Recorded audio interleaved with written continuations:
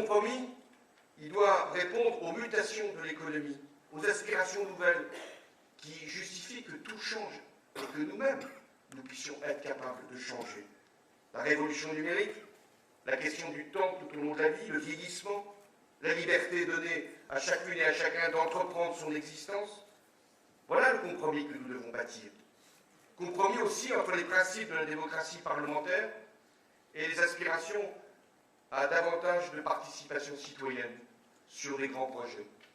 Compromis aussi entre démocratie politique et démocratie sociale.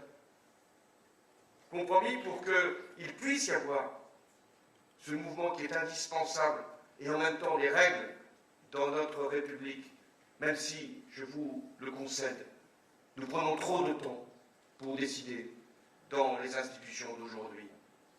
Et qu'il y a comme une forme de lassitude, si nous y prenons garde dans l'opinion par rapport à cette lenteur, alors que pour beaucoup de nos concitoyens, tout va vite, y compris les risques, les menaces et les exigences, et ce que l'économie entraîne.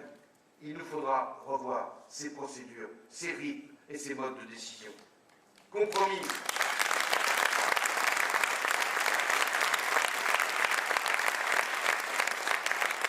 Compromis entre la liberté et la protection, pour préserver de la peur et également éviter d'assigner à chacun un destin fatal, une reproduction sociale, une assignation, une relégation, comme c'est hélas trop souvent le cas. Compromis entre les exigences de l'économie de marché et le respect des biens communs, ceux de l'humanité.